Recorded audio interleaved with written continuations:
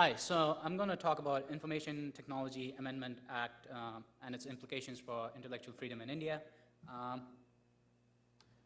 So first of all, what is intellectual freedom? So, Universal Declaration of Human Rights, Article 19, everyone has the right to freedom of opinion and expression, and this right includes freedom to hold opinions without interference and to seek blah, blah, blah. I mean, you can read it. But the key question is, intellectual freedom is an abstract idea, right? It's kind of like privacy. How do we define it?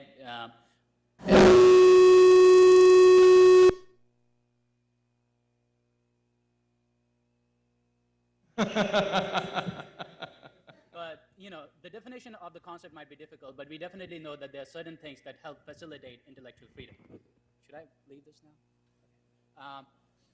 So some of those things are, right to privacy, right to freedom of expression, and, there's more things.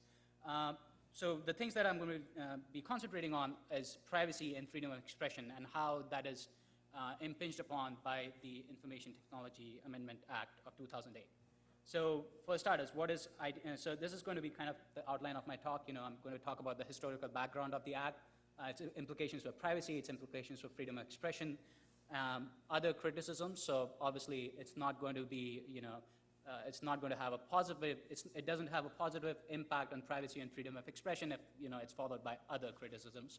And then I'm going to conclude. So this act was originally passed in 2000, and essentially the idea was that India did not have a law that dealt with the emerging field of cyber technology and information technology architecture, and at the same time, this was at the height of the the BPO revolution and the IT boom in the late 90s, and basically a lot of companies, American and European, were investing in the Indian market because they had discovered that wonderful thing called business process outsourcing, and they realized that they could get a lot of cheap labor in India because of GDP per capita or PPP. So the Indian government was like, oh, great, you guys are bringing us money, sure, we'll make a law for you, right? And so they were really only interested in facilitating electronic commerce, and that's what they concentrated on. The problem was that people who make laws in India, they're not very smart. They're not even very, no, actually that's wrong. People who make laws anywhere are not very smart, but they're also not very literate, So essentially, if you're trying to make a law for information technology, you need to have a basic grasp of what information technology is, right? You need to at least know, if you're making laws in 2000, you need to at least know what is Windows 95, what does a keyboard look like? This is not essentially, this is not necessarily true for many of the Indian politicians who failed to pass the 5th grade, right? So that's a huge problem. And so they had some key problems in the areas of cryptography, digital signatures, and cybercrime, which basically ended up in a huge scandal in 2004 where this British company, this British investigative agency did this documentary where they showed how Indian BPO workers were selling financial and personal information of Americans and Britishers on the black market. Well, it's not even black because it's not really illegal because it's technically legal to do it in India. It's a gray area. It's not very well monitored. So there was a lot of pressure to come up with better regulations for data privacy. Just so you know, there's no privacy law in India per se. I mean, it's kind of guaranteed through certain articles, but there's no explicit mention of personal privacy. So in 2006, they came up with another amendment, that was mostly about data protection. Now in 2008, this thing happened. Are you guys familiar with the attacks in Bombay, where there were some terrorists who came to Bombay and they managed to hold hostage the Indian government for 3 days?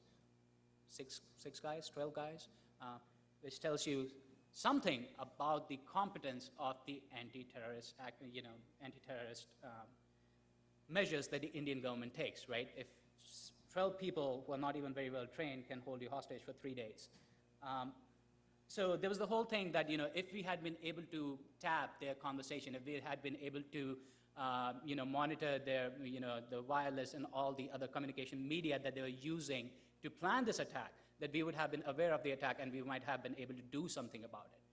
So to that end, in 2008, they came up with a bunch of other amendments, which are basically relating, talking about, arrest and wiretapping and all those wonderful things that we love and cherish, right, as part of a free society. So that brings us to the Act itself.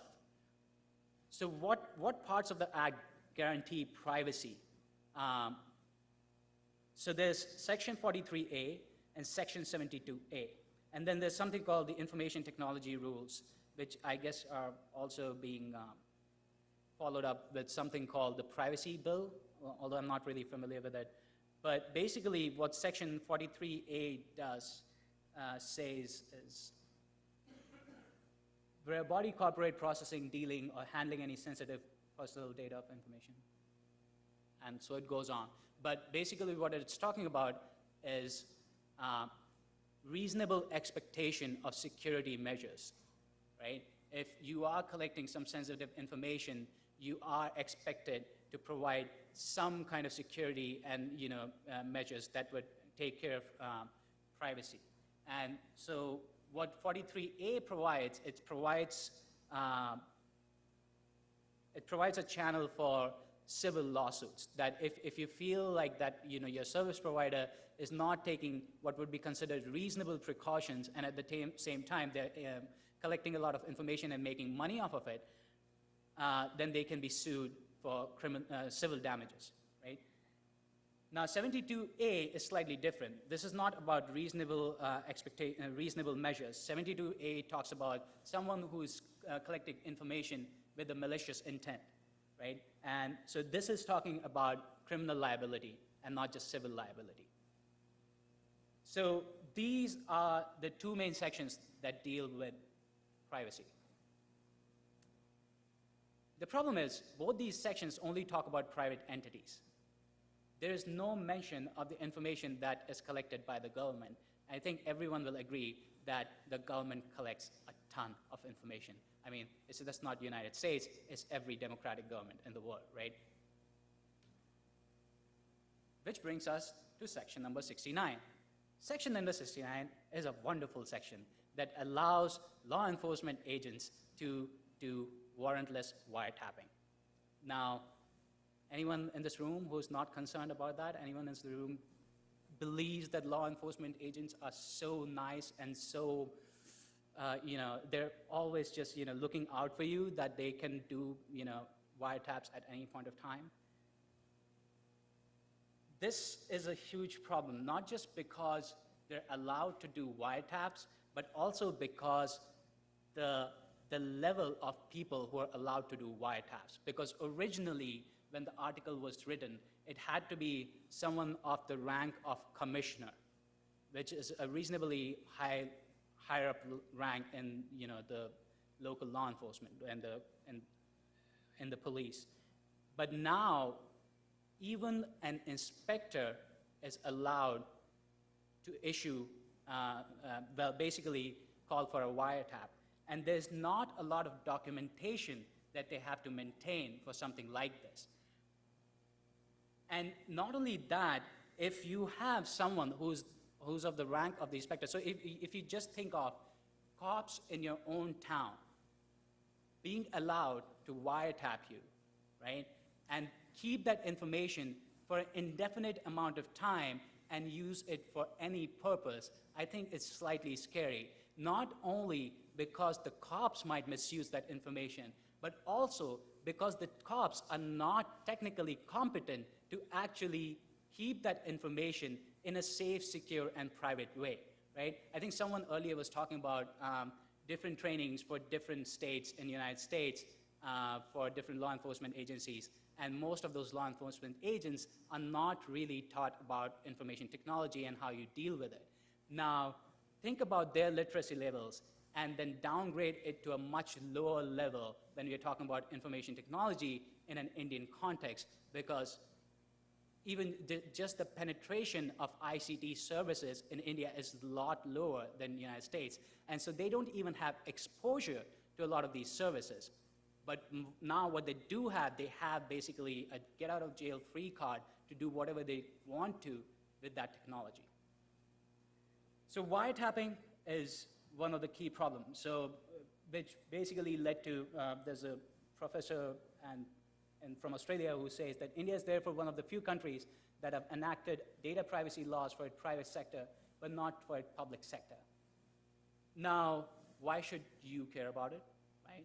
I mean, I'm guessing most of you are not Indians, right? Well, you should care about it because of cloud computing services, because of business process outsourcing, because a lot of your servers and a lot of your information is right now being transmitted to jurisdictions that you don't necessarily have direct control over, right? If you are using cloud computing services, Amazon's cloud computing servers might be located in India, right? If you are using Gmail, their web hosting servers might be located in India.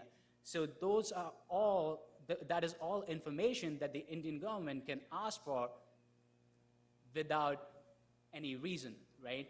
They don't need to have, if I remember correctly, they don't even need to have a suspicion. Now, what is critical to understand is a lot of these provisions were previously passed under something called Prevention of Terrorist Act, which is the brother of Patriot Act in the United States. So